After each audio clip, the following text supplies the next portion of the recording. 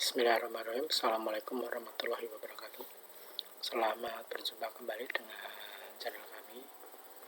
Dalam kesempatan ini kita akan mencoba membahas tentang sistem dan struktur politik dan ekonomi Indonesia pada masa demokrasi parlementer. Dalam hal ini kita coba lihat yaitu kompetensi dasar, di mana siswa diharapkan bisa menganalisis perkembangan kehidupan politik dan ekonomi bangsa Indonesia pada awal kemerdekaan sampai masa demokrasi liberal atau parlementer. Sementara tujuan pembelajaran nanti yang pertama yaitu menganalisis kehidupan politik di awal kemerdekaan. Kemudian yang kedua mengidentifikasi kehidupan ekonomi pada awal kemerdekaan. Sementara yang ketiga yaitu menganalisis perkembangan sistem pemerintahan masa demokrasi parlementer. 4. Yaitu mengidentifikasi sistem kepartian yang berlaku di masa demokrasi parlementer. 5. Mengenai bagaimana siswa dapat mengidentifikasi berlangsungnya pemilihan umum tahun 55. Dan yang ke-6, menganalisis perkembangan ekonomi masa demokrasi parlementer. Nah, sekarang kita coba lihat satu persatu, di mana kehidupan politik pada awal kemerdekaan. Pada bulan November tahun 45 itu sebenarnya sudah terjadi perubahan sistem pemerintahan dari semula presidensial menjadi sistem parlementer yang nanti ditandai dengan maklumat KNIP. Silahkan Anda ingat. Dan yang kedua, ada perubahan fungsi KNIP yang semula sebagai pembantu presiden dan wakil presiden menjadi majelis legislatif. Sementara yang ketiga, penerapan kebijakan RERA di dalam angkatan perang yang nanti ditujukan untuk menyederhanakan angkatan perang yang strukturnya dianggap terlalu rumit. Nah, sekarang kita coba lihat yang berikutnya. Bahwa kehidupan ekonomi di awal kemerdekaan dijumpai ada 5 hal. Yang pertama, inflasi yang sangat tinggi. Kemudian yang kedua, mewarisi sistem ekonomi Jepang, sistem ekonomi perang atau autarki. Dan yang ketiga, ada kas negara yang kosong. Sementara keempat, tidak seimbangnya pemasukan dan pengeluaran negara. Kelima, adanya blokade ekonomi oleh Belanda atau NIKA. Sekarang kita lihat kelanjutannya, yaitu bagaimana halnya dengan kehidupan politik pada masa demokrasi parlementer. Nanti akan ditandai dengan sering bergantinya kabinet. Ini nampak dari yang pertama, Kabinet Natsir, di mana kurang lebih tidak ada 1 tahun. Program kerjanya perlu kita coba cermati. Intinya yang pertama tentang masalah keamanan dan ketertiban, kemudian masalah Irian Barat, kemudian ekonomi rakyat. Hasil kerja udah jelas, nanti Indonesia masuk menjadi anggota PBB. Sementara masalah dengan Belanda dalam hal ini tentang Irian Barat itu belum bisa selesai. Debatnya apa? Ini muncul kegagalan, yaitu masalah keamanan dan negeri, muncul gangguan seperti yang kemarin kita bahas. Dan yang kedua, ada kegagalan dalam perundingan masalah Irian Barat, sehingga memaksa Muhammad Natsir mengembalikan mandat. Kita lihat pada kabinet yang kedua, Sukiman. Program kerjanya pada intinya hampir sama, mesti ada menjaga keamanan dan ketertiban, kemudian memperjuangkan Irian Barat. Tapi permasalahannya nanti tidak semudah yang kita bayangkan. Hasil kerja jelas kondisi keamanan cukup belum bisa teratasi. Kemudian ada kegagalan di mana dari kabinet itu menandatangani MSA dengan USA tentang bantuan keamanan dari Amerika Serikat pada Indonesia yang dianggap itu tidak netral. Sehingga nanti kabinetnya akan digantikan dengan kabinet Wilopong. Program kerjanya ada sedikit perubahan. Di sini ada persiapan penyelenggaraan pemilu, kemudian tetap masalah Irian Barat.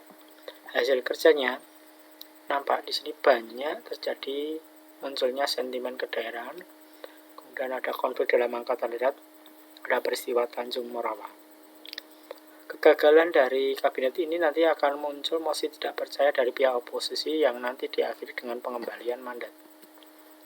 Nah, sekarang kita lihat yang berikutnya, Kabinet Ali Sastra yang pertama. Agak lama, jadi kurang lebih 2 tahun. Tapi meskipun demikian nanti untuk program kerjanya tetap tentang penyelenggaraan pemilu, kemudian mengatasi gangguan keamanan, dan tidak lupa tentang bagaimana bisa membebaskan Irian Barat. Hasil kerjanya nanti yang paling menonjol adalah suksesnya penyelenggaraan konferensi Asia Afrika. Sementara kegagalan itu untuk masalah Irian Barat belum bisa selesai. Kemudian konflik di tubuh Angkatan Darat juga akan berlanjut dan muncul berbagai pemberontakan, sehingga memaksa kabinet Ali itu mengembalikan mandat. Kita lihat kabinet berikutnya, yaitu Burhanuddin Harahap, yang nanti program kerjanya adalah bagaimana bisa melaksanakan pemilihan umum dan membenahi konflik yang ada di dalam internal Angkatan Darat. Sehingga hasil kerjanya dari kabinet ini bisa terselenggara pemilu dengan baik, kemudian bisa mengatasi masalah internal di TNI, kemudian membubarkan Uni Indonesia Belanda secara sepihak. Kemudian kegagalannya bahwa setelah komposisi partai pemenang pemilu itu tidak begitu ada partai yang dominan, sehingga setelah selesainya pemilu maka dianggap tugas Burhanuddin Harahap sudah selesai, maka beliau akan mengembalikan mandat digantikan kabinet dari hasil pemilu. Kita lihat kabinet Ali Sastra yang kedua. Program kerjanya masih sama, yaitu memperjuangkan masalah Irian Barat. Hasil kerjanya nanti yang pertama ada penandatangan pembatalan KMP, kemudian terjadi proses nasionalisasi perusahaan milik Belanda. Tapi di sini nanti ada kegagalan, yaitu munculnya gerakan separatis serta munculnya kekecewaan pemerintah daerah terhadap pemerintah pusat. Dan yang berikutnya ada kabinet Juanda atau Second Kabinet. Di sini memperjuangkan bagaimana Irian Barat bisa kembali ke Indonesia, tapi belum selesai. Kita lihat yang berikutnya, ini sistem multipartai. Silakan bisa dipelajari ini dari materi di sebelumnya. Kita lihat di pemilu 55. Ada dua jadwal. September 55 memilih anggota parlemen, tapi hasilnya tidak ada satupun yang dominan. Bisa Anda cermati. Sementara pemilu yang kedua, bulan Desember, itu untuk memilih anggota konstituante dengan tugas memilih anggota yang nanti bertugas untuk menyusun UUD sebagai pengganti UUDS tahun 50. Namun demikian, komposisinya juga tidak jauh beda dengan di pemilu sebelumnya. Hasilnya, saya kira sudah jelas, nanti konstituante justru gagal menyusun undang-undang dasar. Kenapa? Ini penyebabnya ada 3, di mana yang pertama ada perdebatan yang berlarut-larut, kemudian ada perselisihan antar partai, kemudian ada desakan untuk kembali ke UUD 1945. Sehingga muncul solusi di mana Presiden mengusulkan UUD di 45 diberlakukan kembali, yang nanti kita kenal dengan konsep si Presiden. Kemudian langkah berikutnya sampai di bulan Juli tahun 1959, konstituante juga belum bisa membawa hasil yang cukup signifikan di dalam UUD yang baru, maka Presiden mengeluarkan Dekret Presiden 5 Juli 1959. Ini permasalahan ekonomi yang tadi sudah kita coba singgung di depan. Nah, sekarang kita lihat untuk mengatasi masalah ekonomi pada awal kemerdekaan. Ada pendirian BNI, diplomasi beras dengan India, ada Indov di Singapura, ada konferensi ekonomi. Jadi sudah ada beberapa program yang dilaksanakan pada pemerintahan saat itu.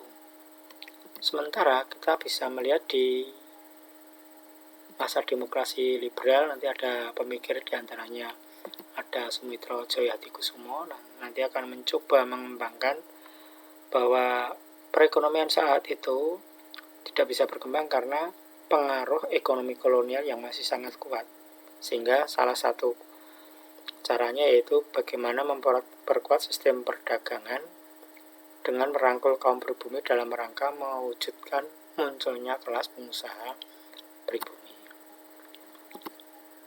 Nah, untuk upaya mengatasinya ada gerakan benteng yang pertama. Yang kedua, Gunting Safrudin, mengurangi nilai mata uang. Kemudian nasionalisasi perusahaan asing, terutama perusahaan Belanda. Kemudian ada sistem ekonomi Alibaba,